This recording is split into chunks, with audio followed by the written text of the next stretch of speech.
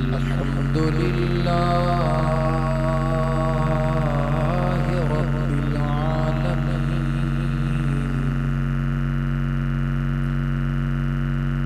वस्सलातु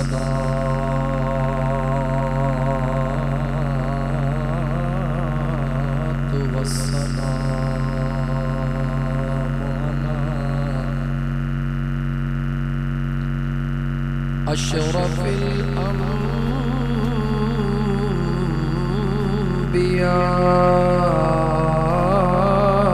अंबिया'i वल मुरसलीन वअला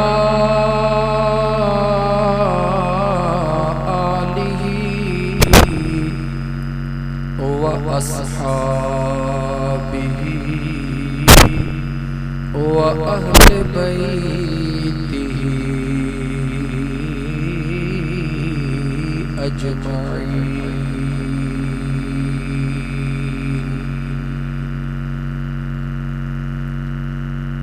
अम्मा बअदु फ़क़द क़ाल अल्लाहु तबारक व तआला फ़िल क़ुरआनिल करीम अऊज़ु बिल्लाहि मिनश शैतानिर रजीम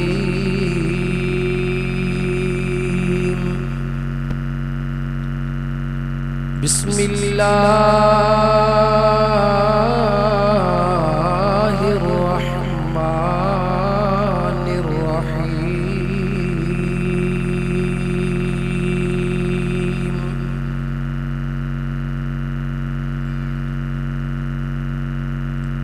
वमा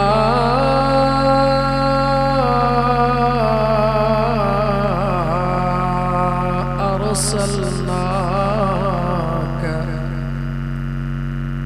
इल्ला रहमतल लिल आलमीन।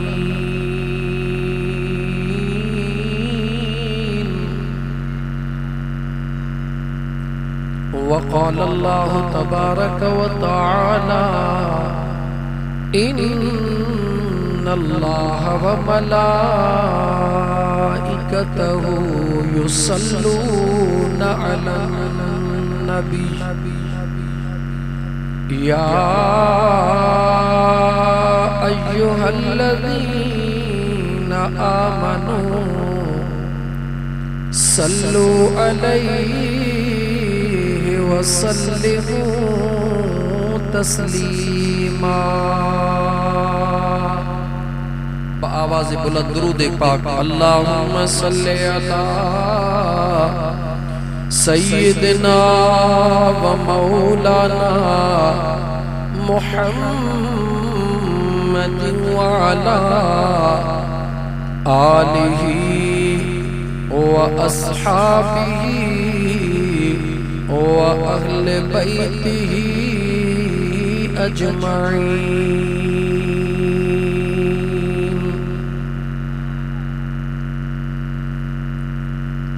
वेहुममंद भंभोर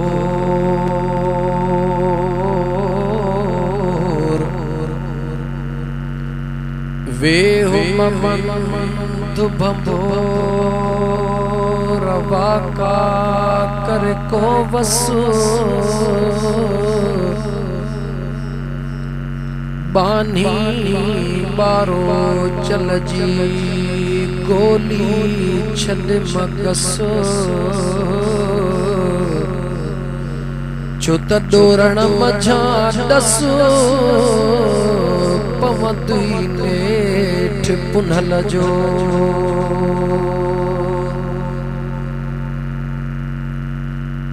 छो त चई जाते ही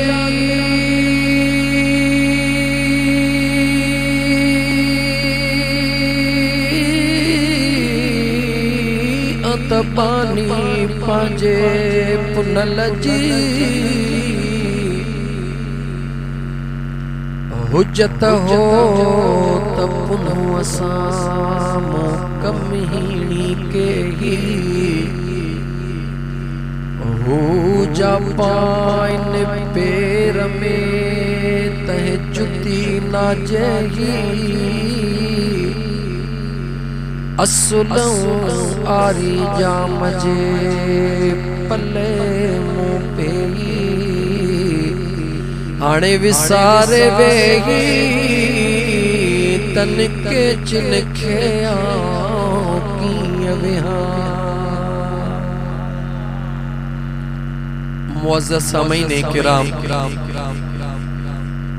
अज जो ही जश्न ईद मिलाद नबी सल्लल्लाहु अलैहि व आलिहि वसल्लम जो प्रोग्राम गोठ हाजी कादू जोखो जे अंदर मोहतरम हाजी सूफन खान ऐं हुन जे पुटड़न जे तरफ़ खां मुझे आका करीम अलैहिस्सलातु वस्सलाम जे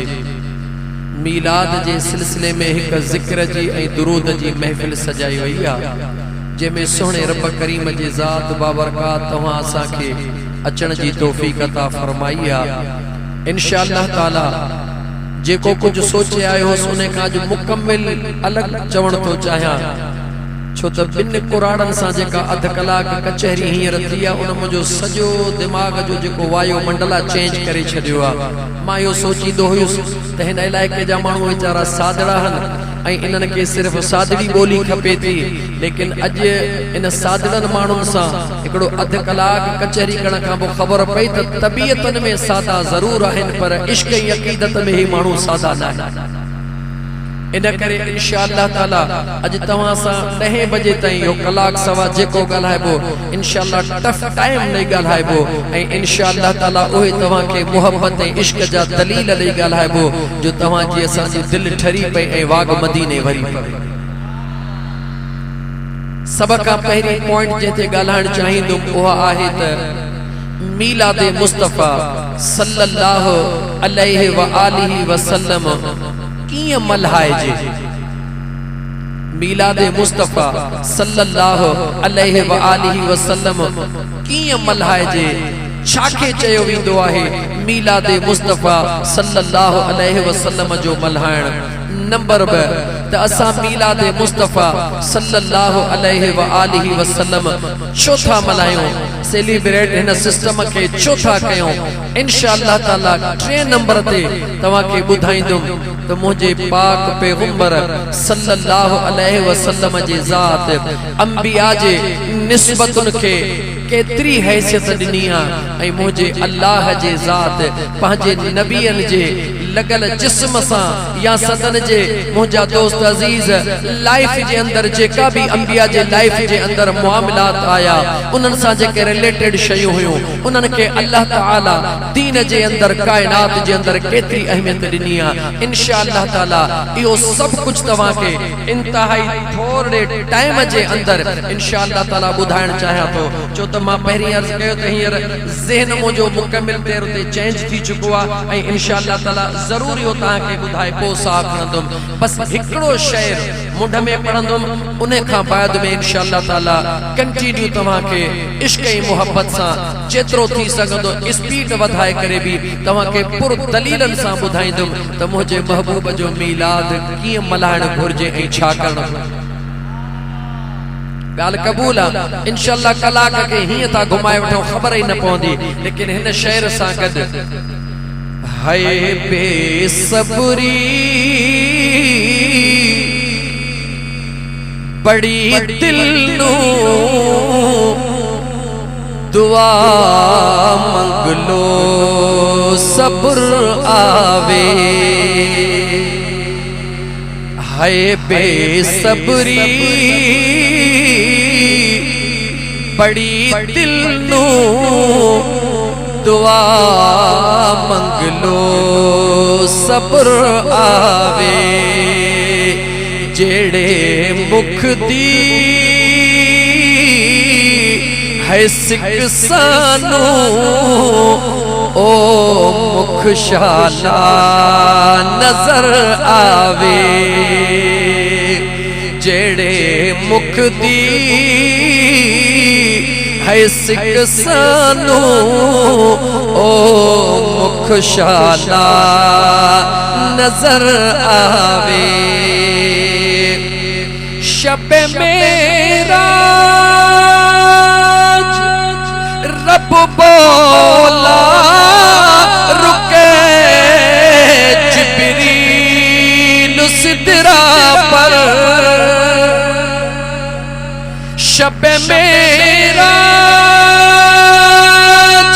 रब बोला रुके जिब्रील सिदरा पर। मेरे महबूब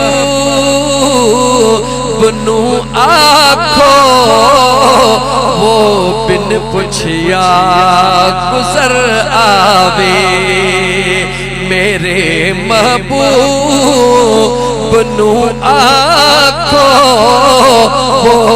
बिन पुछिया गुजर आवे।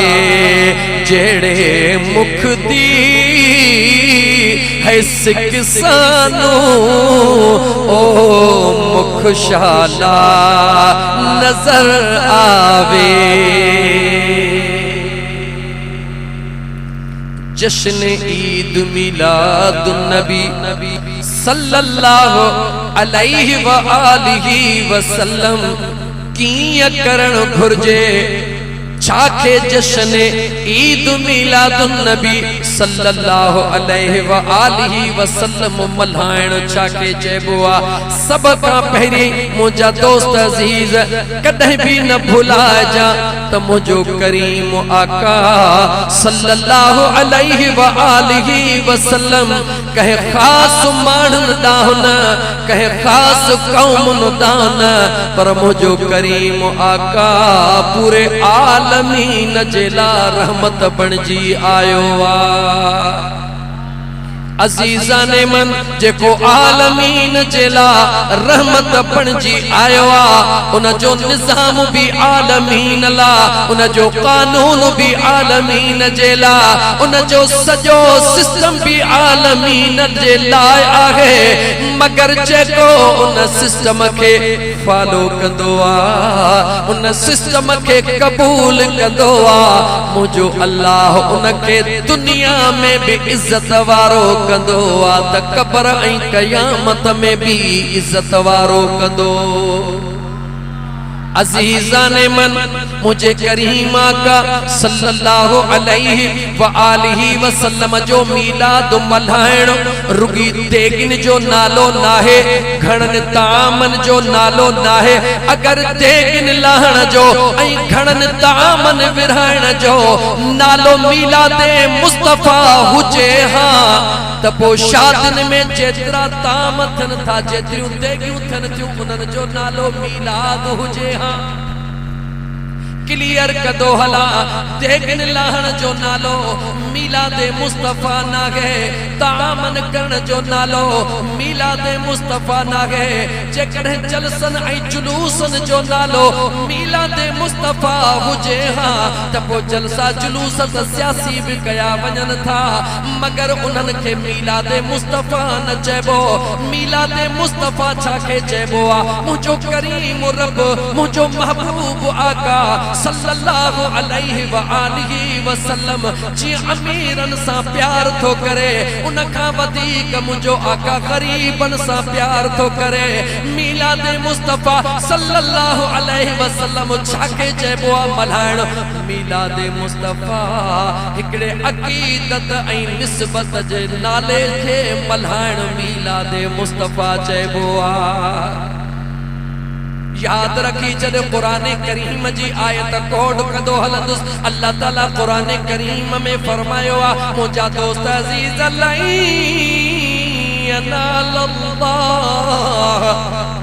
लुहूमुहा वला दिमाउहा वलाकिन यनालुहु तक़वा मिनकुम। अल्लाह जे ज़ात क्लियर फरमायो न तव्हांजो इहो गोश्त मूं ताईं पहुचंदो न तव्हांजो इहो ढोर मूं ताईं पहुचंदो न तव्हांजो खाधो पीतो मूं ताईं पहुचंदो ओ मुंहिंजा करीम रब तुंहिंजे दरबार में छा पहुचंदो मुंहिंजो अल्लाह फरमाईंदो ऐं मुंहिंजा बानड़ा मुंहिंजे दरबार में तुंहिंजी नियत पहुचंदी हाजी सूफन खान या में असांजे दोस्त अब अख्तर अली चोखे जॾहिं खां नियत ऐं इरादो कयो मुंहिंजे करीम आका जे मीलाद जो उन्हनि जे नियत ऐं इरादे जे बुनियाद ते अल्लाह ताला जे ज़ात बाबरकात उन्हनि खे पंहिंजे दरबार में उन बुनियाद ते क़बूलियत अता फरमाईंदी हूंदी जेतिरो उन्हनि जे नियत में ख़ुलूस हूंदो जेतिरी उन्हनि जे नियत में सच्चाई हूंदी त पोइ सवाल थी पियो ही हेतिरो ही जेको कुझु थियो ही कंहिंजे लाइ कयो वियो छा ही नाजाइज़ कतन नाजाइज़ नाहे हे त कुंतुम खैर उम्मतिन उखरिजत लिन्नास तअमुरून बिल मारूफ व तनहून अनिल मुनकर हे त अल्लाह जे कुरान करीम जी मुंहिंजा दोस्त अज़ीज़ अमली तस्वीर हली रही जंहिंमें अल्लाह ताला जे ज़ात बाबरकात मुझे सुने नबी पाक अलैहिस्सलातु वस्सलाम जे उम्मत के इहो एजाज बख्शो मुझे करीम रब पंहिंजे पाक कुरान करीम में उम्मत मुस्तफा के एजाज बख्शे उन जी तारीफ कई ओ मुंहिंजा महबूब मुस्तफा तुझी उम्मत एतरी त भली जो नेकी जे लाइ माण्हुनि खे सॾु करे घरों कढंदी ऐं बुराइन खां माण्हुनि खे रोकण जा इंतज़ामात कंदी ही जेका महफ़िल सजी रही मुंहिंजा दोस्त अज़ीज़ अल्लाह जे क़ुरान जे आइन मुताबिक़ सजी रही इन में दोस्त अज़ीज़ जंहिंजो जेतिरो भी नियत जो अमल ऐं दख़ल अल्लाह ताला उनखे उन बुनियाद ते अजर अता फरमाईंदो त मुंहिंजा दोस्त अज़ीज़ मां अर्ज़ पे कयो त मीलाद मुस्तफा हिक दिल जे तालुक जो नालो हिक दिल जे निस्बत जो नालो छो त जेकॾहिं तेगिन जो नालो हुजे त पोइ मिस्कीन ग़रीब मीलाद मल्हाइण खां रहिजी वञे जेकॾहिं तामन जो नालो हुजे त उहो ग़रीब जेको मज़दूरी करे रहियो उहो मीलाद मल्हाइण खां रहिजी वञे मुंहिंजे करीम मुस्तफा जो हक़ त जहिड़ो अमीरनि ते ओहिड़ो ग़रीबनि ते जंहिं बि कलमो पढ़ियो उनखे मुंहिंजे मुस्तफा करीम जे रहमत मां अल्लाह वॾो वंडो अता फरमायो इन करे याद रखी छॾजा अमीर नहीं त छा थी पियो देगियूं न थई त छा थी पियो जेकॾहिं ख़ुदा इहो ॾिनो थई त करे वठजा अल्लाह जूं नेमतूं हन पर जेकॾहिं कुझु बि न थई त पंहिंजे घरड़े जे कुंड में वेही करे हिकिड़ी मानड़ीअ जो अटो तयार करे हिकिड़ी मानड़ी पचाए घर जे भातिन खे साम्हूं वेहारे वुज़ू करे मुंहिंजे मुस्तफा करीम जा मौजज़ा बयान कजा तोखे मीलाद जो अजर घर वेठे मिली वेंदो छो त अज़ीज़ाने मन हिकिड़ी इंतहाई कुराड़ी औरत उन जी हिकिड़ी न्याणी गरीबी हाला उन गरीब औरत उन गरीब न्याणीअ जॾहिं ॿुधो त फलाणनि बि अल्हम्दुलिल्लाह मीलाद जो सुहिणो प्रोग्राम कयो हेतिरनि माण्हुनि खे सदाए उन्हनि खे अल्लाह एज़ाज़ बख़्शियो माउ थी चवे थी खे बचड़ी दिलि त असांजी बि चवे थी त महबूब जो मीलाद कयो मगर हाल ग़रीबी माउ ऐं धीउ पाण में कचहरी करे रहियूं आहिनि माउ जी न्याणीअ खे जे अम्मा जी मुंहिंजी बचड़ी अम्मा आका रुगी अमीरनि जो या ग़रीबनि जो बि न्याणी खे माउ थी चवे ओ मुंहिंजी बचड़ी मुंहिंजो आका त अमीरनि जो बि त ग़रीबनि जो बि ओ मुंहिंजी अम्मा जॾहिं आका सभिनी जो त पोइ असांजे मथां लाज़िम नाहे छा त महबूब जो मीलाद कयूं हा मुंहिंजी बचड़ी लाज़मिया मीलाद कयो मां ऐं धीउ पंहिंजे घर में कुछ खाधो तैयार थियूं कन खाधो तैयार करे मुंहिंजा दोस्त अज़ीज़ वुज़ू करे अम्मड़ महबूब जा मोजज़ा बयान कया न्याणी ॿुधण लगी वरी अम्मड़ वेठी न्याणी मोजज़ा बयान कया जीजल अम्मड़ ॿुधण लगी मां ऐं धीउ का सवा घर में टियों माण्हू कोने मुझे करीम आका जा मोजज़ा बयान करे मां धीउ हिक खे ॿुधाईंदे ॿुधाईंदे अञा अख सां लगी अचानक मां महसूस कयो त घर में खुशबू जी हुबकार थी वई जै वक्त में मां महसूस कयो घर में अजीब खुशबू जी फिजा कायम थी वई न्याणी के चवे थी ओ मुझी बचड़ी जी मुझी अम्मा ये अजीब खुशबू महसूस थी रही न्याणी चवे थी हाँ मुझी अम्मा खुशबू त मूंखे भी महसूस थी रही मगर समझ में न थो अचे असा गरीबन वट एड़ी त काई शे मौजूद ना है जे मां खुशबू आई हुजे अम्मा खबर ना है केड़ी खुशबू अञा हिक ॿिए सां ॻाल्हाईंदे हीअं जो निहारीन त दरवाज़े ते अब्दुल कादिर जीलानी घोट बीठो मां न्याणीअ खे चयो अम्मा अॼु साईं कुर्ब कयो जॾहिं मां ऐं धीउ अॻिते वधनि थियूं सुणो अब्दुल कादिर जीलानी फरमाए थो ओ अल्लाह जूं बानड़ियूं तव्हां त मूंखे ॾिसी ख़ुशि पयूं थियो पर अॼु मां त तव्हांजे अंगण ते मदीने जे ताजदार जो दीदार करण आयो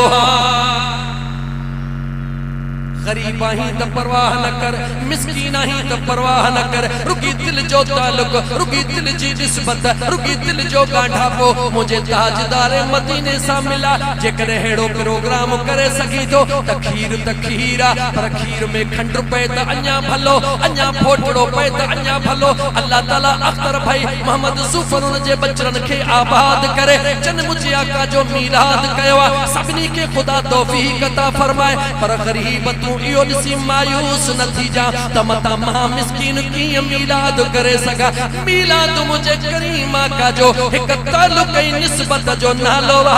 घर में वेही करे जंगल में वेही करे चपलन में वेही करे जिते भी तू वेठो रुगी दिल जो कनेक्शन मदीन जे ताजदार सां मिलाए दुरूद ओ सलाम पढ़ण तुझो कम्मा दीदार करण मुझे यार जो कम्मा उम्मीद है मुझा दोस्त अजीज यह गाल तो के समझ में अचे वही हुंदी छो त मुझा दोस्त अजीज मुझे करीम आका सल्लल्लाहु अलैहि व आलिहि वसल्लम जे ज़ात जे करे मुझे बेनियाज़ रब कायनात जे मथा थोरा कया कायनात जे मथा एहसान कया एतरो त मुझे करीम रब कायनात के अता फरमायो एतरो त मुझे करीम रब तो मुसलमान के इनामन सा नवाज़ियो काश मुसलमान जी मुझे सजन साईं जो पैगाम हुंदो मुझे मुर्शिदन करीमन जो फिक्र हुंदो सालियाने उर्स ते बार बार मुझा सजन साईं फरमाइंदा ओ फकीरो ओ मुझे मुस्तफा जा गुलाम हो तमा हकीकी शेर आयो रुगी पांजी जिंदगी के कितड़न ऐं रिठुन सा मिलाए रिठुन वारी न बनायो तोखे माथो बुधाया जदे कोहे तूर ते अल्लाह जो नबी मूसा कलीमुल्लाह अल्लाह जे दरबार में कलाम करण चेला पहुतो मुझे बेनियाज़ रब जदे उनके तौरेत जो तोहफो अता फरमायो मूसा कलीमुल्लाह तौरेत के पढ़ंदो तौरेत में लिखल हुंदो ओ मुझा मूसा जी मुझा करीम रब मां एड़ी कौम दुनिया ते पैदा कंदुस जेके सुबह जो जहन्नमी हुंदा सिजलण का पो जन्नती थी वींदा अल्लाह जे नबी मूसा कलीमुल्लाह अल्लाह जे दरबार में दुआ घुरी ओ मुझा करीम रब या एड़ी अजीम कौम मुखे उम्मत में अता फरमा मुझे रब फरमायो कलीमुल्लाह या उम्मत तुझे लान या उम्मत मां रब पांजे महबूब भला पैदा फरमाई तुसे मुझा दोस्त अजीज टे चार नुकात बयान कया जेके तौरेत जे अंदर मूसा कलीमुल्लाह पढ़ंदो आ जदे दे नुक्ते जे पथा पहुंचंदो आ अल्लाह ताला फरमाइंदा मुझा सोहना मूसा एड़ी कौम भी दुनिया जे अंदर पैदा फरमाइंदुस जेके अञा नेकी जो इरादो कंदा मां अल्लाह उनन के नेकी लिखराए छदींदुस मौला भला इहा कौम मुखे दे अल्लाह फरमायो इहा भी मुझे महबूब जेला अल्लाह फरमायो ऐ मुझा मूसा हिकड़ी नेकी कंदा दह नेकी दी दो मान मौला भला इहा कौम अता फरमा रब फरमायो तनन इहा मुझे महबूब जेला जदे सुने कलीमुल्लाह अल्लाह जे तरफ का एतरा एजाज इन उम्मत जेला बुधा त मुझा दोस्त अजीज दुआ तो घुरे या अल्लाह जे कदे इस पई सुने महबूब जा त पो मुखे भी सुने महबूब जो बनाए छदे तो खुश नसीब है जो मुफ्त में तो के मुझा दोस्त अजीज मुझो आका करीम मिलियो घर में पैदा थे मौलवी साहब अचे तो के मुझा दोस्त कन में अजान चे मुबारक दिनी तो के मुबारक तू मुसलमान जे घर में पैदा थो है तो के इन करे कदर कोने को मुझे महबूब मुस्तफा जो उम्मती हुजन केतरो एहसास यो अंबिया जे मुझा दोस्त अजीज तारीख दे निहार अंबिया जे तारीख में निहार खबर पवंदई तो मुझे सोहने नबी पाक सल्लल्लाहु अलैहि व आलिहि वसल्लम जे मुझा दोस्त अजीज निस्बत में अचण ला उम्मती पंजल ला अंबिया तो घुरियो मुझे रब तो के रिय घुरियो मुस्तफा ता करे छदियो अजीज़ान मन मां अर्ज पे कयो सब का पेरे त मिलाद मलाण चाके चेबो आ जो मिलाद दिल जे ताल्लुक के चेबो आ दिल जे निस्बत के चेबो आ भले तू वेठो मदीने जे विच में हुज खोड़ साथी हिते गड्डा हन जेके मदीने पाक में गड हुंदा आयो लेकिन दुनिया के चंगी तरह मदीने तैयबा में डिठो तो केतरा मानू मदीने में हुण जे बावजूद मदीने को न हुंदा हन केतरा मानू वेठा त पांजे घर में हुंदा पर उनन जी दिल मदीने में हुंदिया मुखे जवाब दे मुसलमान इन जिस्म जो ताल्लुका या इन रूह जो ताल्लुका सोने शाह अब्दुल लतीफ भिटाई रहमतुल्लाह तआला अलैह पाण फरमाइंदा चा फरमायो के वे छिड़ा भी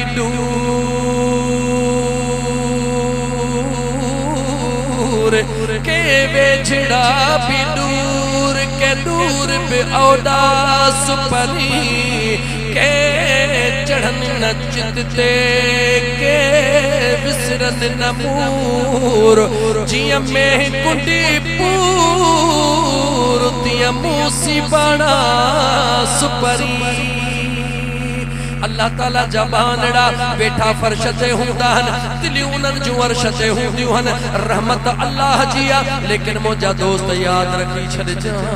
रहमत अल्लाह जिया रहमत दियण वारो अल्लाह रहमत वसाइण वारो अल्लाह मगर अल्लाह रहमत के भी निस्बत सा अता फरमाइंदो आ रहमत खुदा जिया लेकिन हुसूल निस्बत सा थींदो आ हे नमाज जो रकातों सागियो नमाज जा रुकू सागिया नमाज जा सजदा सागिया अगर नमाज घर में अदा कंदे नमाज थी वींदी सवाब मिलंदो अगर उहाई नमाज मस्जिद में अदा कंदे घर खां बीणो सवाब मिलंदो अगर उहाई नमाज इमाम जे पोयां अदा कंदे सवाब वधीक मिलंदो अगर इहे नमाज मदीने तैयबा जे मस्जिद नबवी में अदा कंदे हिक नमाज जे एवज 50,000 जो सवाब मिलंदो छो तो मिले सोच सही मुसलमान छाजे करे तो मिले नमाज भी सागिया रकातू भी सागियो तिलावत भी सागिया इमामत भी सागिया कानून भी सागियो सब कुछ सागियो मगर अजर में फर्क आ अजर वध घट छोवा मुझो बेनियाज रब तो के बुधाए रहयो दीण वारो मां अल्लाह सागियो दीण वारो मां अल्लाह सागियो खालिक मां अल्लाह सागियो मालिक मां अल्लाह सागियो मगर मां अल्लाह जैके भी दो निस्बत जे बुनियाद दे दी दो मौलवी पूजड़े जे पुछा नमाज पढ़ी सवाब थियो पर जे इहा नमाज अल्लाह जे कामिल वली जे पोया पढ़ी त छा थो समझी निमाज़ त निमाज़ हुंदी औलिया अल्लाह जे पोयां पढ़ण सां उन निमाज़ जो मक़ाम केतिरो निरालो हुंदो आहे, केतिरो आला हुंदो आहे। ओ मुंहिंजा दोस्त अज़ीज़, अजर कीअं थो मिले? मुंहिंजो बेनियाज़ रब निस्बत जे बुनियाद ते अजर अता फरमाईंदो आहे। त मां अर्ज़ पे कयो त मीलाद मुस्तफ़ा सल्लल्लाहु अलैहि व आलिहि वसल्लम जी जेका महफ़िल आहे उन जो ताल्लुक़ नियत सां आहे, उन जो ताल्लुक़ दिल सां आहे। पोइ दिल में खुलूस ऐं सच्चाई रखी पोइ जेकॾहिं रोड ते नारो हणंदे तॾहिं बि रब खे वणंदे, घर में ख़ुशी कंदे तॾहिं बि रब खे वणंदे, जेकॾहिं हाजी सूफ़न वांगुरु एतिरी ख़ैरात करे मुंहिंजे महबूब जो मीलाद करे दुनिया खे घुराए खाराईंदे तॾहिं बि रब खे वणंदे, उनखे अल्लाह जी ज़ात पंहिंजे नियत जो अजर अता फरमायो। हेतिरी मख़लूक खे घुरायो, अगर हेतिरी मख़लूक मां कंहिं हिकिड़े जे दिल में भी एहसास निदामत थियो त रब उन जो सवाब भी उनखे अता फरमाईंदो। मीलाद देगिन जो नालो, ॻाल्हि मीलाद देगिन जो नालो नाहे, बेशक इहो ख़ैर आहे। मीलाद जो उर्स आहे, सभु कुझु आहे। मीलाद छा जो नालो आहे? जवाब ॾियो। ॻाल्हि मीलाद मुस्तफ़ा मल्हाइण छा जो नालो आहे? मीलाद त मौलिद मां वरतल माना हुज़ूर जी आमद आहे। लेकिन मुंहिंजा हे जेके अथव न गुलनि जूं पतियूं, तव्हांखे ख़बर आहे त हिन गुलाब जे गुल खे एतिरी इज़त छो मिली आहे? इहा ख़बर अथव त हिन में एतिरी ख़ुशबू छो आहे? रूए ज़मीन ते जेतिरा बि गुलनि जा अक़साम आहिनि, सभिनी खां वधीक क़िस्म आहिनि त रूए ज़मीन ते गुलाब जे गुल जा आहिनि। छाजे करे? जॾहिं मुंहिंजो मदीने जो ताजदार सल्लल्लाहु अलैहि व आलिहि वसल्लम अम्मा आमिना सुणी फरमाईंदी आहे, जंहिं वक़्त में मुंहिंजो महबूब अल्लाह जे ज़ात मां आमिना खे अता फरमायो, ख़रज मिन्नी नूर, मुंहिंजे वजूद जॾहिं अल्लाह जे नूर जो ख़ुरूज थियो आहे, कुझु घड़ियुनि खां बाद में दिल में ख़्याल आयो त बचड़ो नंढड़ो आहे, उन ॾे जो निहारियां, हीअं जो निहारियां त मौजूद न आहे। माउ जे हैसियत में परेशान थी वियसि, काॾे वियो मुंहिंजो बचड़ो, केरु खणी वियो मुंहिंजो बचड़ो? त ग़ैबी आवाज़ आयो, आमिना फिक्र करण जी ज़रूरत न आहे, ए तुंहिंजो बचड़े खे अल्लाह इमामुल अंबिया बनाए दुनिया ते आंदो आहे। अल्लाह जे हुक्म सां उनखे कायनात जे ज़र्रे ज़र्रे जो सैर करायो थो वञे। जॾहिं मुंहिंजे महबूब मुस्तफ़ा सल्लल्लाहु अलैहि व आलिहि वसल्लम खे अर्शन जा सैर कराया विया, फर्शन जा सैर कराया विया, जंहिं वक़्त में फर्श ते मुंहिंजे करीम मुस्तफ़ा खे सैर करायो वियो, जेतिरा बि दुनिया में वण हुया सभिनी मुंहिंजा दोस्त अज़ीज़ पंहिंजे पाण खे तरो ताज़ा रखियो, पर सभिनी खां पहिरीं जंहिं गुल पाण खे टेड़ियो उहो गुलाब जो गुल हुयो। गुलाब जे गुल सब का पहिरीं निखारंदो मुझे महबूब मुस्तफ़ा सल्लल्लाहु अलैहि वसल्लम जे विलादत जे सदके मुझे बेनियाज़ रब उन गुलाब के इज्जत बख्शी। ऐ गुलाब जा गुल तो मुझे महबूब जी आमद ते सब का पहिरीं खुशी जो इज़हार कयो मां अल्लाह तो के दुनिया में एतरी इज्जत दी तो मैं जो जिते भी सुनी महफिल हुंदी तो खा सवा अधूरी हुंदी। मुझे करीम आका सल्लल्लाहु अलैहि व आलिहि वसल्लम जा आशिक गुलामो जॾहिं सुणो अब्दुल मुतल्लिब फरमाईंदो आहे मुझो महबूब मुझे घरड़े में ईंदो आहे पाण फरमाईंदा मां मौजूद कोन हूंदो आहियां मां त काबे में मौजूद हूंदो आहियां मां त काबे में मौजूद हूंदो आहियां अचानक महसूस कंदो आहियां त काबो मुझे घर जे तरफ निवी रहियो आहे काबो निवी रहियो आहे पाण फरमाईंदा हिकिड़ो दफ़ो न ॿ दफ़ा न काबो निवी रहियो आहे ॻाल्हि तमामु तवील आहे मूंखे मौज़ू खे मोटाए अचिणो आहे। अब्दुल मुतल्लिब साईं फरमाए थो मां फौरन पंहिंजे घर में ईंदो आहियां ॾिसां त घर खां ॿाहिरों हिकिड़ो जवान बीठो आहे जंहिंसां मुंहिंजो कोई तारुफ़ न आहे मां अंदरि वञण जी थो कयां उहो चए थो ख़बरदार थी अब्दुल मुतल्लिब कुझु घड़ियूं अंदरि वञण जी इजाज़त न आहे छो तुंहिंजे घर में इमामुल अंबिया आयो आ अल्लाह जे तरफ खां आयल मेहमान वेठा केर मेहमान होया दादी हवा मेहमान बणजी आई आ बीबी मरियम मेहमान बणजी आई आ हाजरा सुणी मेहमान बणजी आई आ कहजे करे आई आ मुझे अल्लाह सुने इमामुल अंबिया जे अमन खे तसल्ली दियण जे ला उन वक्त औरत न हुयूं मुझे अल्लाह अंबिया जे के जी अमन खे के जी घरवारी के मोकिलियो इमामुल अंबिया सल्लल्लाहु अलैहि व आलिहि वसल्लम जा तुझे असांजे मथा केतरा थोरा मुसलमान कदे तो सोचो भी ना है कदे तो गौर न कयो आ कदे तो फिक्र न कयो आ मां पंहिंजे टाइम के यादो रखंदे करे मुंहिंजा दोस्त अजीज मां इन करे पंहिंजे स्पीड खे की वधायो आ कुछ ॿुधण थो चाहियां कुछ ॿुधाइण थो चाहियां याद रखी छॾजा हिकिड़े मिंट जे लाइ मां सेकंड जेको मुंहिंजा दोस्त अजीज मां सेकंड जेको नंबर रखियो उन ते अचण थो चाहियां असां मीलाद कयूं छो था इन करे जो असां कमज़ोर हूं मुंहिंजा दोस्त जेको कमज़ोर हूंदो आ वो सहारो तलाश कंदो आ ओ मुंहिंजा दोस्त अजीज हिक मुसलमान जे हैसियत में हिक इंसान जे हैसियत में अल्लाह ताला जे ज़ात बाबरकात जो हुक्म आ त एहसान जो बदलो एहसान जे जो थोरो हुजे उन जो थोरो लाहण जी कोशिश कयो लाहे न था सघो त गायो तो असांखे अंदाज़ो कोने थोरा त मुंहिंजे रब कया लेकिन सुणे करीम मुस्तफा जे सदके मुझे करीम रब केड़ा केड़ा थोरा कया हिकड़े मिंट जे ला अज मुझे आका करीम अलैहिस्सलातु वस्सलाम जा गुलाम हिकड़े मिंट जे ला पाजे अंदर में झाती पाए कुछ सवालन जा मुखे जवाब दे हजरत लूत अलैहिस्सलाम जे कौम जो मुझा दोस्त अजीज उनन जे मथा अज़ाब किए नाज़िल थियो छाजे करे नाज़िल थियो हिकड़ो जुर्म कंदा हुया मुझा दोस्त अजीज हम जिन्स परस्ती उनन में मौजूद हुई उनन जे मथा अज़ाब इलाही नाज़िल थियो मुखे जवाब दे उम्मत मोहम्मद में या गाल मौजूद आहे या ना है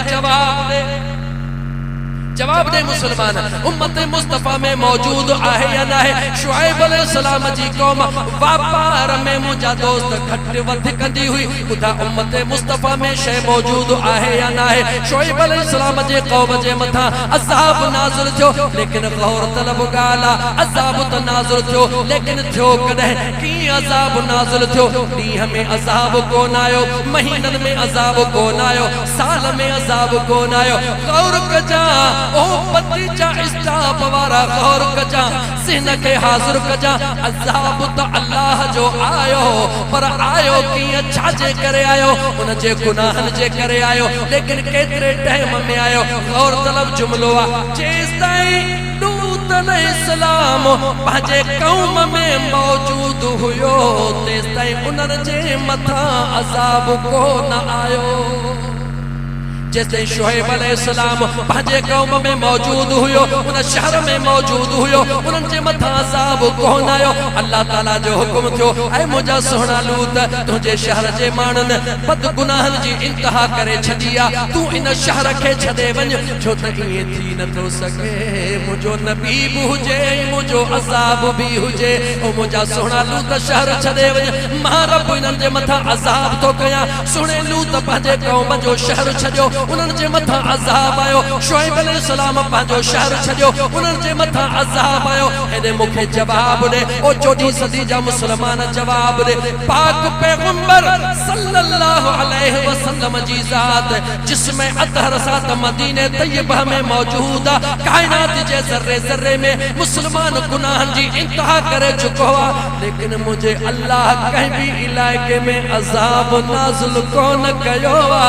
छो कोन कयो आ जो इन करे कोन कयो आ जो मुझो मुस्तफा रूहानी तौर ते पंहिंजे हर उम्मती सां गॾु आ अल्लाह जे अज़ाब का मुझा दोस्त अजीज अज़ाब इलाही का बचन जो कुरान करीम भी इहो ही बुधायो वमा कान अल्लाह लियुअज़्ज़िबहुम व अंत फीहिम मुझे बेनियाज रब फरमायो जरा कुरान करीम दे गौर कर इन आयत करीमा जे पस मंदर में तनिहार इन आयत करीमा का जेका पहली आयत करीमा नाज़िल थिया जरा उन दे गौर कर अल्लाह ताला जे सोहणे नबी सल्लल्लाहु अलैहि वसल्लम जे दरबार में खुदा के न मञींदड़ आया, रसूलुल्लाह के न मञींदड़ आया, कुरान करीम के न मञींदड़ आया। अची मुझे सोहणे नबी जे दरबार में चवण लगा, ऐ अल्लाह जा नबी व इज़ क़ालुल्लाहुम्मा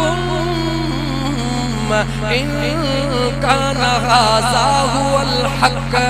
मिन इंदिक फ़अम्तिर अलैना हिजारतम मिनस समा अब इतना बिअज़ाबिन अलीम।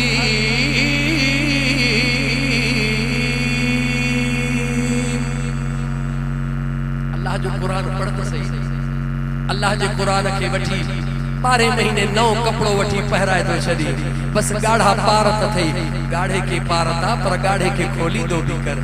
पढ़ियल नाही त कड़ी वली गाला, पढ़ियल नाही त परवाह नाहे, रुगी अल्लाह जे कुरान के रोज सुबह जो फजर जे नमाज का पादे खोले दिसंदो त कर अल्लाह जे कुरान के खोली दो वने वरक वराइंदो वने रब तो के सवाब तो कंदो। ओ मुसलमान, अल्लाह जे पाक कुरान करीम के सिर्फ बंद करे रखण ताईं महदूद न कर, अल्लाह जे कुरान जो रोज दीदार करे निकर इस्तमो जो अल्लाह तो जो बेड़ो पार करे थो या न तो करे। अल्लाह जे कुरान करीम दे निहार मुजा दोस्त अजीज दरबार मुस्तफा जे अंदर सल्लल्लाहु अलैहि व आलिहि वसल्लम जे दरबार में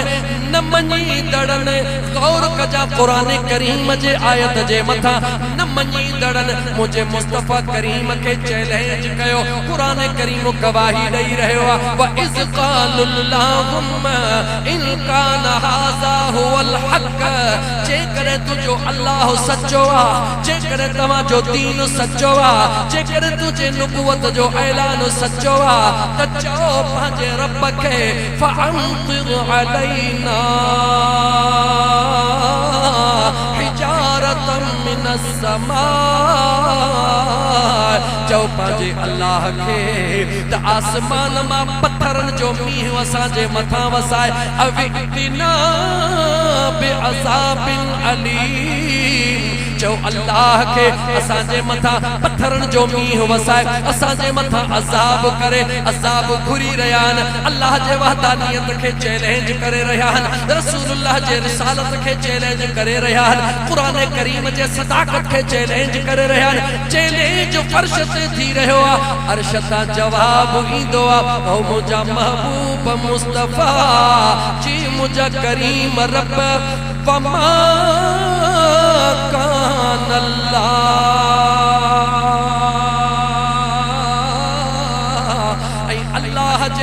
अल्लाह जे शान जे लाइक इहो नागे लियो असिबहुम त इनन ते अज़ाब करे। असां तो सवाल कयो मौला ई त अज़ाब घुरी रहिया आहिनि, ई त तुंहिंजे अज़ाब जा तलबगार आहिनि, ई त तुंहिंजे अज़ाब ला चैलेंज करे रहिया आहिनि, लेकिन मुंहिंजो रब तो फरमाए ओ इंसानो तव्हां के कहिड़ी ख़बर आ, मां अल्लाह ऐलान तो कयां, मां अल्लाह जे शान जे लाइक इहो नाहे त मुंहिंजो महबूब भी हुजे ऐं मां रब जो अज़ाब हुजे, इएं थी नथो सघे। मुझो मुस्तफा भी हुजे ऐं मां रब जो अज़ाब भी हुजे, अल्लाह फरमाए तो इएं थी नथो सघे, छो त मां पंहिंजे महबूब खे रहमतल लिल आलमीन बनाए मोकिलियो आहे। मां अल्लाह जे पंहिंजे कुदरत जा उसूल आहिनि, राति हूंदो आहे त ॾींहुं कोन हूंदो आहे, ॾींहुं हूंदो आहे त राति कान हूंदी आहे, जिथे मुंहिंजो मुस्तफा हूंदो आहे उते रहमत ई रहमत हूंदी आहे। हेॾो वॾो इज्तिमा, हेॾो वॾो अल्लाह जे मखलूक जो हुजण। मुंहिंजा दोस्त अज़ीज़ अहिड़े दौर जे अंदरि जॾहिं पीउ खे पुट लाइ टाइम कोन्हे, माउ खे धीउ लाइ टाइम कोन्हे, दोस्त खे दोस्त लाइ टाइम कोन्हे, आख़िर ॻाल्हि कहिड़ी आहे, भत त सभु को घर में खाईंदो आहे, मानी त सभु को घर में खाईंदो आहे, केरु कंहिंजे खाधे जो बुखियो न आहे, जेको बि ईंदो आहे भत ला न ईंदो आहे, पर मुंहिंजे मुस्तफा जे प्यार जूं ॻाल्हियूं ॿुधण ईंदो आहे। त मुंहिंजा दोस्त अज़ीज़ अर्ज़ पे कयम उन करीम मुस्तफ़ा सल्लल्लाहु अलैहि व आलिहि वसल्लम जा थोरा तनिहार मां थोरा ॻाइण खां पहिरीं तोखे भिट ते वठी हलां सुणे शाह अब्दुल लतीफ़ भिटाई जे दरबार में वठी हलां त सुहिणो भिटाई मुंहिंजे आका जा थोरा कीअं थो ॻाए सुहिणे भिटाई फरमायो थोरनि मथां थोरा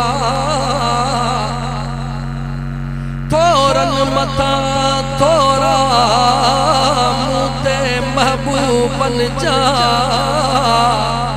थर में वारी थोरड़ी तंहिंखां बि खड़ेरा भलायूं ऐं भेरा मां त गणी तुसके तेरा अल्लाह जो कामिल वलिया अल्लाह जो कामिल वलिया मुझे सोने लतीफ सरकार मदीने जे ताजदार सल्लल्लाहु अलैहि वसल्लम जा थोरा गाईंदे बुधायो ओ मुझा आका ओ मुझा महबूबा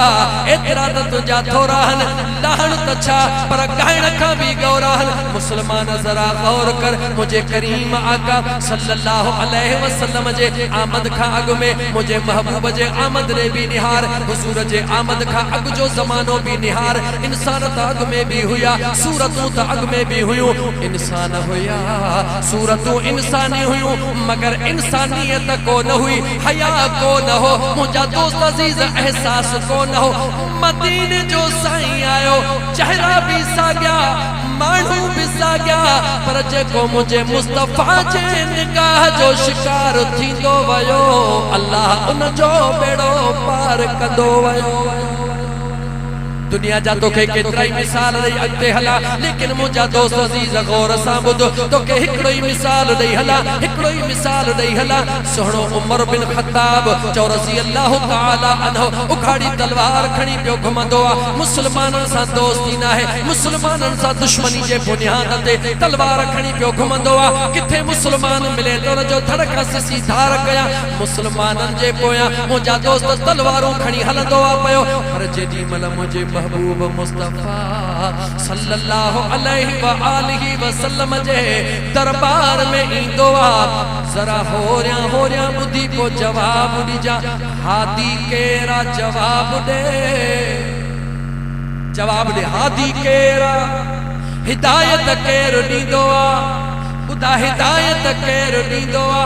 हादी भी अल्लाह हिदायत दीदो भी अल्लाह लेकिन जवाब दे हादी भी अल्लाह हिदायत दीदो भी अल्लाह मगर हिदायत मिलंदी किथों चो जे रब राज़ी थींदो उनके दरे मुस्तफा नसीब कंदो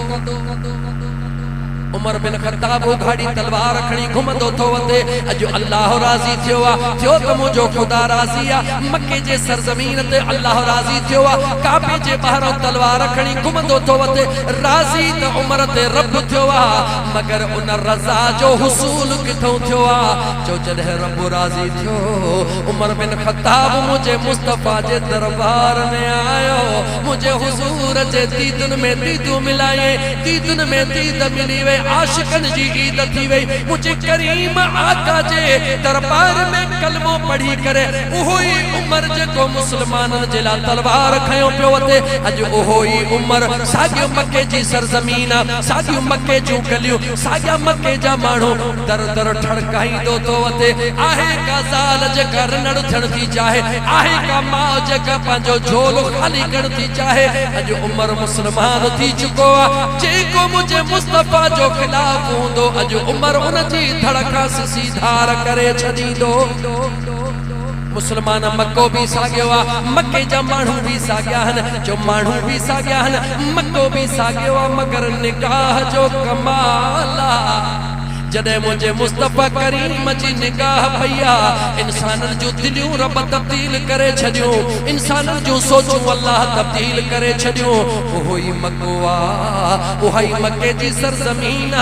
दुनिया जे अंदर रिश्तो सब खां वधीक प्यारो हूंदो रिश्तो सब खां वधीक प्यारो हूंदो रिश्ते में वरी बच्चो सब खां वधीक प्यारो हूंदो लेकिन मके जे सरज़मीन ते मुंहिंजा दोस्त अज़ीज़ मके जा माण्हू जवाब ॾे त न्याणीअ खे ज़िंदा दफन कंदा या न कंदा,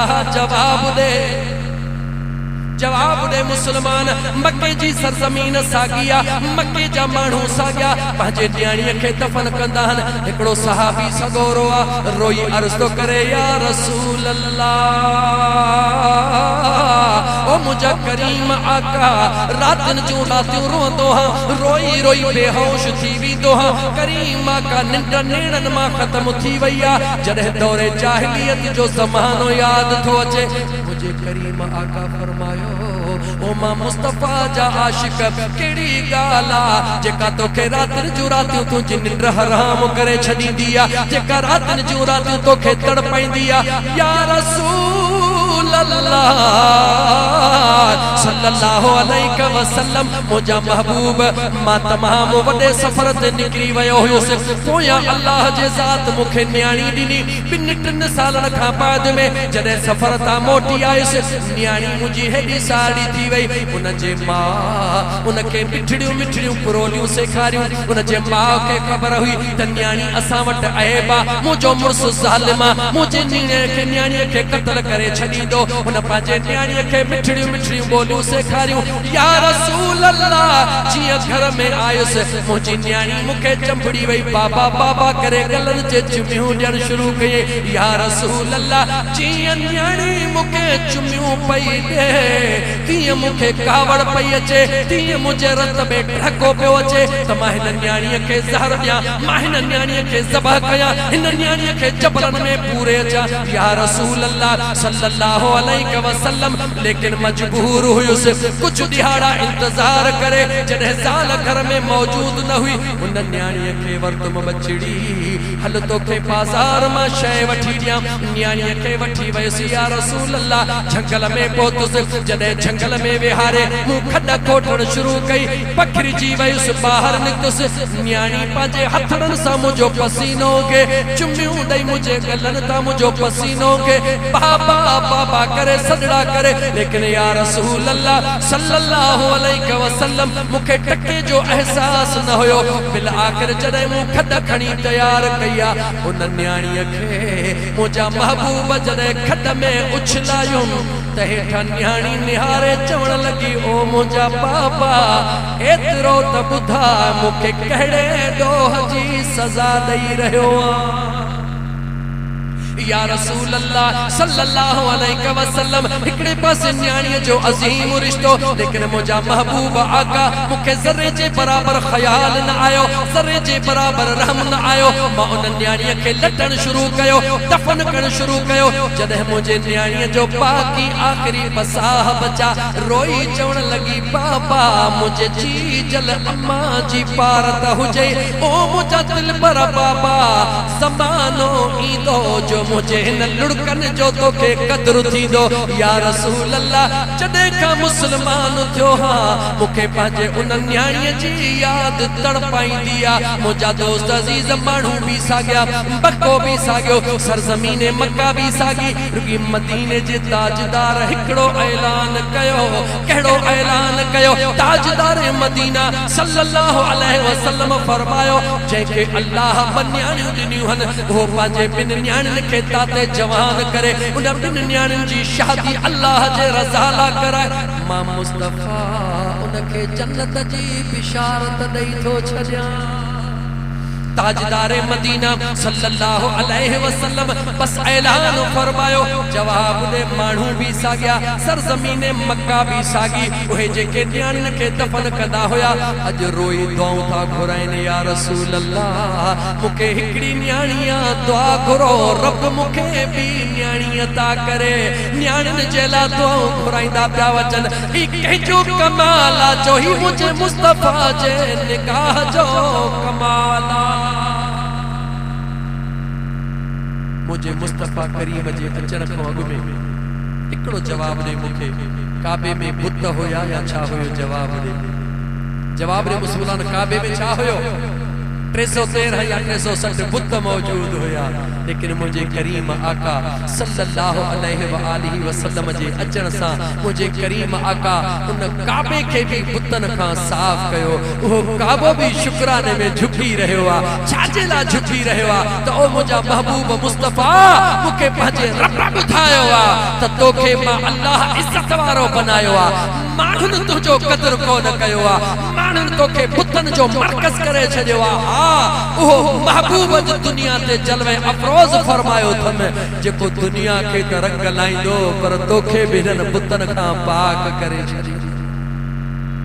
अजीज़ाने मन, इंसान एतिरो कठर ऐं निठर थी चुको हुयो जो उनखे काबे जे ताज़ीम जे अंदाज़ो कोन हो, काबे जे ताज़ीम जो एहसास न हुयो। जंहिंखे काबे जो एहसास न हुयो उनखे इंसान जो एहसास किथों थींदो। मुझे करीम आका सल्लल्लाहु अलैहि वसल्लम जा गुलामो, मुझे करीम आका जा आशिको, उन काबे खे तहज़ीम वारो बनाइण में अगर किरदार अदा कयो त कंहिं कयो जो मुझे मदीने जे ताजदार सल्लल्लाहु अलैहि वसल्लम जे ज़ात कयो। ये चवण दे मुखे त मां चवां खुदा जी रज़ा हुई त काबो बैतुल मुक़द्दस हुजे, मुझे मुस्तफा जी रज़ा थी त या अल्लाह हे ईसाई यहूदी चवन था त असांजे काबे ने मुहड़ करे तो नमाज पढ़े। जेकॾहिं सच्चो नबी आहे, आखिरी नबी आ त पंहिंजे दादे इब्राहिम वारो काबो रब खां वठे। मौला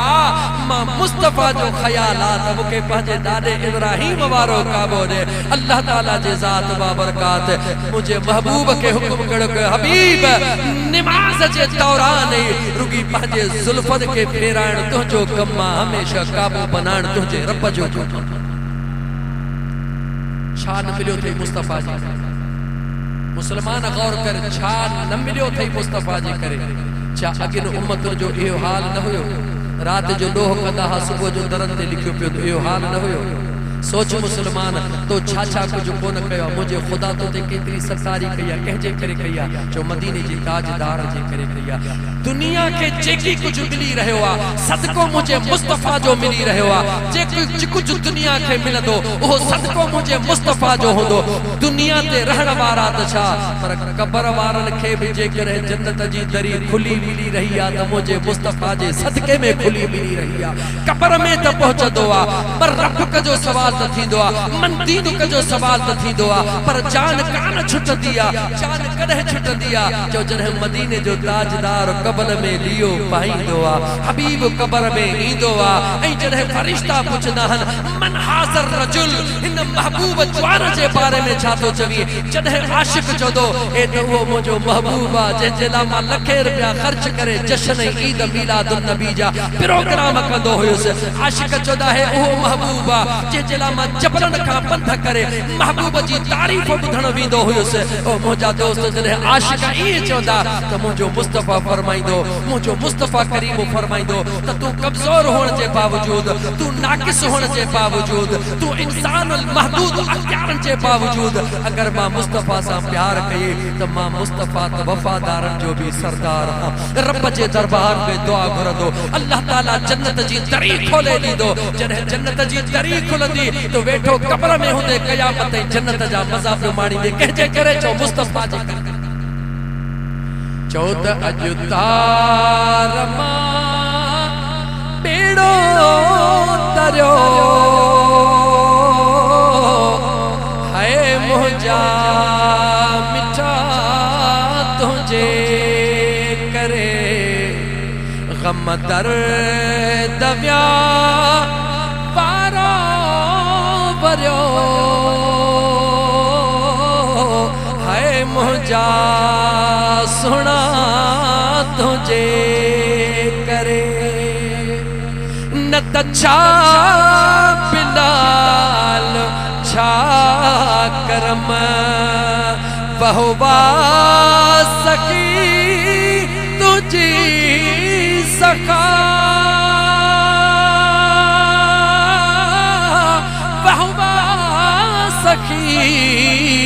तुझी सखा हबशी मगर मौला घुरियो मुंहिंजा मिठा तुझे करे। अॼु तार मां बेड़ो तरियो मुंहिंजा मिठा तुझे करे। बाकी मिंट बचाहन पर्ची मिली आ त नात पढ़ मना जलसो पंहिंजे पुॼाणी जी तरफ़ वधी रहियो आहे, लेकिन हेॾे मूंॾे तवजह कजां। ॾाढो तेज़ ॻाल्हाए त मूंखे ख़बर नाहे त का ग़लती थी हुजे, अल्लाह ताला मुआफ़ फरमाए। अॼु बि मोमिन सां मुंहिंजो महबूब मुस्तफ़ा गॾु आहे। जुमिलो वरी दोहरायां थो, अॼु बि मोमिन सां मुंहिंजो महबूब मुस्तफ़ा ॻाल्हा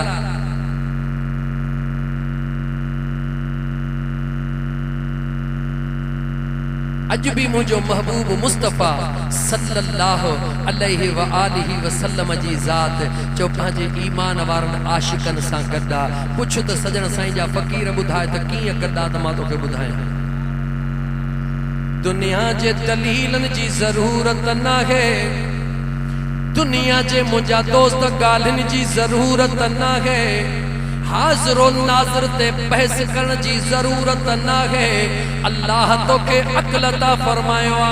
खुदा तोखे समझ अता फरमाई आ। हिकिड़े मिंट जे लाइ जवाब दे। अल्लाह जी इबादतूं जेतिरियूं बि आहिनि, तमाम इबादतुनि में खुदा खे सभ खां वधीक सुहिणी इबादत कहिड़ी लॻंदी आहे? चओ निमाज़। ॻाल्हा कहिड़ी इबादत? ॻाल्हा कहिड़ी इबादत? निमाज़। हाणे हेॾे तवजह कजां, जॾहिं मोमिन निमाज़ जे लाइ वुज़ू करे मुसल्ले ते बीहंदो आहे, जंहिं वक़्त में मोमिन तकबीर तहरीमा चवंदो आहे, अगरि मोमिन हूंदो त उन जे दिलि में ख़्याल ईंदो निमाज़ जो हुकुम त मुझे रब ॾिनो आ, पर हे तकबीर तहरीमा हणण मुझे महबूब मुस्तफ़ा सेखारी आ। नमाज जो हुक्म अल्लाह तोखे चई छॾियो, अक़ीमुस सलात, नमाज कायम कर। लेकिन कीअं कायम कर? ज़रा गौर त कर। जॾहिं वक़्त में नमाज कायम करण जे लाइ मुसल्ले ते बीहंदो आहे, तकबीर तहरीमा हणंदो आहे, दिल में ख़्याल कर इहा तकबीर हणण तोखे कंहिं सेखारी? वधी वधी तंग कंदे इहा तकबीर हणण मुंहिंजे मदीने जे ताजदार सेखारी आहे। जंहिं वक़्त में क़याम करे बीहंदो आहे, वरी पाण खां सवाल कर, इहो क़याम करण तोखे कंहिं सेखारियो? चओ मदीने जे ताजदार सेखारियो। तिलावत क़ुरान कंदो आहे, क़ुरान जी तिलावत करण तोखे कंहिं सेखारी? मदीने जे ताजदार सेखारी। रुकूअ में ईंदो आहे, रुकू करण तोखे कंहिं सेखारियो? चओ मदीने जे ताजदार सेखारियो। सजदे में ईंदो आहे, सजदो करण तोखे कंहिं सेखारियो? मदीने जे ताजदार सेखारियो। निमाज़ जे हर अदा में मुंहिंजो मुस्तफ़ा ग़ुलामन सां गॾु आहे। पर जेकॾहिं ग़ुलाम जो इहो अक़ीदो आहे, जेकॾहिं तोखे मुस्तफ़ा सेखारियो आहे त चओ त मुंहिंजे महबूब सेखारियो आहे, त पोइ मुंहिंजा दोस्त अज़ीज़ टिकनि दलीलनि जी तोखे ज़रूरत नाहे। जॾहिं सॼी निमाज़ फाइनल ते ईंदो आहे त मुंहिंजो रब बि फरमाईंदो आहे, मुंहिंजे महबूब ते सलाम पढ़ी चओ, अस्सलामु अलैका अय्युहन नबी। मुझे मुस्तफ़ा करीम ते सलाम पढ़। पोइ निमाज़ मां फारिग थियण जो इरादो कर त मुंहिंजा दोस्त मुंहिंजो मुस्तफ़ा करीम निमाज़ जे हर अदा में आशिक सां गॾु आहे, कंहिं सां गॾु आहे जेको निमाज़ में मुंहिंजे महबूब मुस्तफ़ा जो तसवुर कंदो आहे, जेको निमाज़ जे अंदरि मुंहिंजे करीम आका जो ख़्याल कंदो आहे। निमाज़ ख़ुदा जी थो पढ़ा, लेकिन हे तरतीब तरीक़ो ॿुधाइण वारो मुंहिंजो मदीने जो ताजदार। मां तोखे अञा वधाए चवां,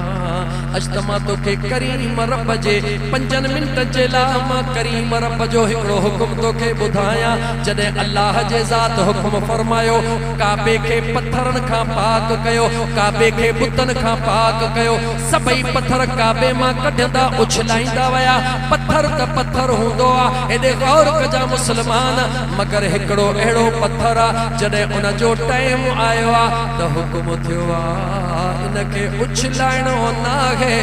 मगर काबे जे साम्हूं सजाए रखणो आहे। मुसलमान गौर कर जदे पत्थर पत्थर हन सभनी पत्थरन के उछलायो वयो हा मुझा दोस्त अजीज हिकड़े पत्थर जे ला हुकुम थियो इन पत्थर के उछलाइणो नाहे इन के काबे जे सामो सजाइणो न रुकी सजाइणो अल्लाह जो हुकुम थींदो वतकिज़ू मिन मकाम इब्राहीम मुसल्ला ओ नमाजियो ओ हाजियो ओ उमरा करण वारो जदे काबे जो तवाफ करे बस कयो बाकी जेके फर्ज नमाजू पढ़ो हतीम जे पासे पढ़ो तहां जी मर्जी हिजरे अस्वद जे पासे पढ़ो तहां जी मर्जी हिजरे यमानी जे तरफ पढ़ो तहां जी मर्जी पर जदे तवाफ करे बस कयो बरकत नफल पढ़ो काबो पोइते हुजे तवां जे सीने जे आडो ओहो हुजे इब्राहीम जे कदमन वारो पत्थर हुजे नफल पढ़ो तमा रब कबूल कया काबो पोइते पत्थर अगिया तोखे पहिरीं साम्हूं पत्थर जे बीहणो राज कहणो उन पत्थर जे मथां सुणे इब्राहीम जो कदम लगला पर गाल कदम ते कान थी टुटे वक्त खत्म थी दो पियो वने गाल कदम ते कान थी टुटे इब्राहिम अलैहिस्सलाम जा कदम त मक्के जे केतरन जबलन ते लगल होया जे इब्राहिम अलैहिस्सलाम जे कदम जी गाल हुजे हा त मक्के जे सभनी पत्थरन के या इज्जत बख्शी वने हा गाल सुने इब्राहिम जे कदमन जी ना है हकीकत में जाहिर में त कदम हकीकत में इहो राजा जदे इन पत्थर जे मथा बीही करे काबत के इब्राहीम अलैहिस्सलाम इस्माइल अलैहिस्सलाम जे मदद सा तैयार कयो अल्लाह हुकुम कयो मुजा सोहना नबी गुरतो के मुआवजो छा कपे इन पत्थर ते पी करे सुने इब्राहीम दुआ कुरिया अल्लाह जेको तुझो आखिरी नबी इमामुल अंबिया है जंहिंजे करे दुनिया बनाई थई मुझा मौला उन मुस्तफा के मां इब्राहीम जे निस्बत मां आण जा मुझे औलाद मां आण जा इब्राहिम अलैहिस्सलाम मुझे महबूब मुस्तफा जे आमद ला दुआ घुरी उन दुआ जे पत्थर ते कदम रखी घुरी अल्लाह उन पत्थर के दुनिया जे पत्थर का इज्जत वारो करे छजो पत्थर ते इब्राहिम दुआ घुरे पत्थर इज्जत वारो थी वने वो जह रबियुल अव्वल में मुझो मुस्तफा करीम चे हो रबियुल अव्वल इज्जत वारो कोन थी तो जवाब दे सोचे वठ मुसलमान वक्त जोरिय मुखा वतन मां निकरी वयो ॾाढी कोशिश कयम स्पीड के वधाइण जी मगर वक्त मुझो साथ कोन ॾिनो छो त टाइम मुंहिंजा दोस्त अजीज अॻे ई प्रोग्राम के कलाक लेट थी वई हुई ऐं कलाक लेट सां प्रोग्राम शुरू थियो इन करे दोस्तन जा कुछ पहिरीं थोड़ी घणी परेशानी हुयो लेकिन मुंहिंजा दोस्त अजीज अल्हम्दुलिल्लाह जेको अल्लाह ताला चवरायो उहो मां दोस्तन जे खिदमत में जरूर पेश करे छॾियो आहे कंहिंजूं फरमाइशूं पूरियूं करे मां कंहिंजूं फरमाइशूं पूरियूं कंदुसि इन करे फरमाइश मूंखे कोई बि न ॾे त सभ खां भलो थींदो बस मां मुंहिंजा दोस्त अज़ीज़ हिकिड़ी सिर्फ़ नात उर्दू में जो मैं अख्तर हुसैन चे तो काफ़ी कुछ उर्दू जा दोस्त आयल हन इन करे मुंहिंजा दोस्त अज़ीज़ मां हिकिड़ी सिर्फ़ नात जो थोड़ो हिस्सो उर्दू में पढ़ा तो अल्लाह ताला बस कबूल फरमाइंदो खैर कंदो इंशाअल्लाह ताला बाद में इंशाअल्लाह ताला दुआए खैर कई वेंदी तहां चओ त मां आका अलैहिस्सलातु वस्सलाम जे मोहब्बत ऐं शौक़ जी नात उर्दू में पढ़ा लेकिन याद कजो सजण साईं जो बारो शरीफ सोना साईं जो अचण वारो याद कजो मतां भुलाए छॾियो मंगते हैं